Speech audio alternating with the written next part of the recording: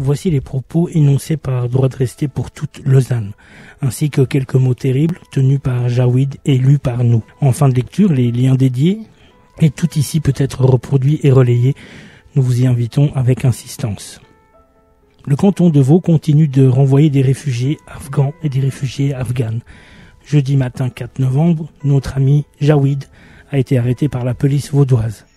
Originaire d'Afghanistan, il a fui son pays de naissance en quête de protection en Europe. Il a d'abord atterri en Suède avant d'atteindre il y a une année la Suisse pour y rejoindre sa sœur qui y vit. Mais voilà, qui dit Suède dit accord Dublin et les autorités ont décidé que c'est dans ce pays qu'il doit rester alors même que la Suède n'accorde que très difficilement l'asile aux personnes afghanes. Nous ne savons à l'heure actuelle pas où est Jawid. S'il est déjà dans un avion pour la Suède ou encore emprisonné en Suisse. Ce que nous savons en revanche, c'est que les autorités vaudoises, en particulier Philippe Lebas, en charge de l'asile, ne reculent devant aucune hypocrisie dans la question des réfugiés afghans et des réfugiés afghanes. Le 20 octobre 2021, Philippe Lebas se gargarisait dans la presse de son geste humanitaire en faveur de 20 cyclistes afghanes exfiltrés et arrivés en Suisse pour obtenir l'asile. La préparation de l'arrestation de Jawid se faisait en parallèle. Comble de l'ironie, les députés du Grand Conseil ont voté le 12 octobre 2021 une résolution 21-14 demandant au Conseil d'État de soutenir des personnes réfugiées afghanes. Pour notre part, mardi 2 novembre, nous avons déposé une pétition munie de 823 signatures demandant aux autorités vaudoises de tout faire pour faciliter l'accueil des réfugiés afghans et afghanes, y compris de suspendre tous les renvois prévus. Mais apparemment, le Conseil d'État et l'administration vaudoise restent de marbre. Nous sommes inquiètes pour Jawid, fragilisé par des années de procédures et de pression. Son témoignage est ici lu. Nous demandons la suspension immédiate de son renvoi ou son retour en Suisse. Les autorités helvétiques doivent lui accorder la protection à laquelle il a le droit et arrêter de persécuter les réfugiés afghans et afghanes dont le sort émeut tout le monde sans pour autant donner lieu à un accueil digne de ce nom.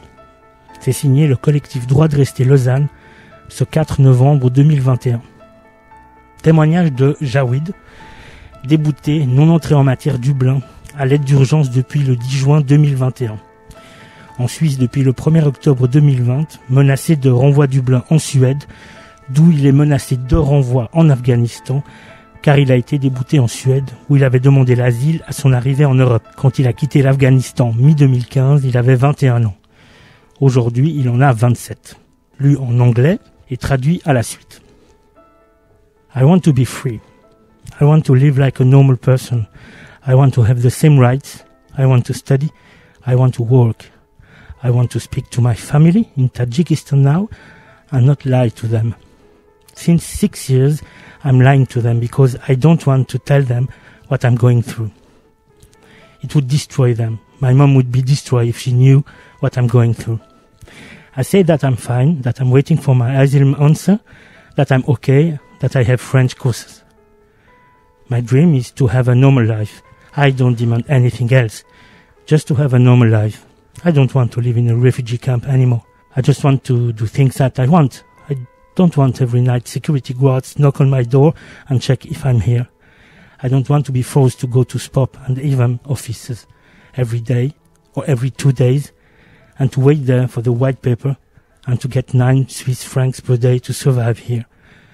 My dream in Afghanistan was to get a diploma in IT engineering. I was studying IT in Kabul Technical University and I like it. I studied 2 years and a half at this university, but I was forced to leave my country very quickly. I even could not say goodbye to my family before leaving Kabul because they live in the countryside. During all these years in Sweden, I was studying. I studied hard Swedish language. I passed the Swedish test in 1.5 years. Usually people need 4 to 5 years to succeed with the Swedish test. I went to school in Sweden. I was just ready to start university there. I had every possibility to enter to university, expect the permit. Now I don't have the energy anymore to study. I want to stop. I question myself, is this life really fair to stress myself and to try to survive there? I don't have hope anymore. I even committed suicide while in Bex. I see the doctor once a week and I see the psychologist from the hospital every day in bed. It's boring to see them, to talk to them, knowing that nothing will change. And the doctor? What they can do. When they ask me how I'm feeling, I answer, well, I'm pissed off like the other days. I ask them not to come on Friday, but they say no, because their boss took the decision that the doctor have to see me every day. I don't see any light. For me, my life is like walking in a dark room, and I don't know when I'll crush the wall. Récit récolté le 4 octobre 2021 Lausanne, pour droit de rester. Traduction. Je veux être libre. J'aimerais vivre comme une personne normale, avoir les mêmes droits, étudier et travailler. J'aimerais parler avec ma famille, actuellement au Tadjikistan, sans devoir leur mentir. Depuis 6 ans, je leur mens pour ne pas les inquiéter sur ma situation. Cela les détruirait. Ma mère ne le supporterait pas si elle savait ce que je traverse. Je dis que tout va bien, que j'attends la réponse à ma demande d'asile, que je vais bien et que j'apprends le français. Mon rêve est d'avoir une vie normale. Je ne demande rien d'autre, juste une vie normale. Je ne veux plus vivre dans un camp pour réfugiés. J'aimerais juste faire des choses que j'aime, sans que toutes les nuits des gardiens de sécurité frappent à ma porte et vérifient que je sois là. Je ne veux plus devoir me rendre au SPOP et EVAM tous les jours, tous les 2 jours, attendre pour le papier blanc et les 9 francs censés me permettre de survivre ici. Mon rêve en Afghanistan était de me diplômer en ingénierie informatique. J'ai étudié à l'université technique de Kaboul pendant 2 ans et demi, j'adorais ça. J'ai été contraint de fuir mon pays en toute urgence, sans avoir pu saluer ma famille, car ils ne vivent pas loin. J'ai été contraint de fuir mon pays en toute urgence, sans avoir pu saluer ma famille, car ils vivent loin de Kaboul. Pendant toutes ces années en Suède, j'ai étudié, durement, le suédois pour lequel j'ai passé les tests en 1 année et demie, là où souvent il faut 4 ou 5 ans. J'allais à l'école, j'étais aux portes de l'université, toutes les conditions étaient réunies, toutes sauf le permis. Je n'ai plus désormais l'énergie pour étudier. J'ai envie de tout arrêter. Je ne sais plus si cette vie est faite pour moi. Dois-je continuer de survivre ici, sans plus d'espoir? À Bay, j'ai fini par tenter de me suicider. Je vois le docteur 1 fois par semaine et le psychologue de l'hôpital tous les jours. C'est difficile de les voir, de leur parler, sachant que cela n'y changera absolument rien. Que peut faire le docteur? Quand il me demande comment je me sens, je réponds « Je suis désespéré, comme tous les autres jours ». Je leur ai demandé de ne pas venir vendredi, ce qu'ils ont refusé, parce que leur hiérarchie leur impose de me voir tous les jours. Je ne vois plus de lumière. Ma vie est comme de marcher dans une chambre noire, sans savoir à quel moment je vais me briser contre le mur. Voilà, droit de rester pour toutes et tous à Lausanne.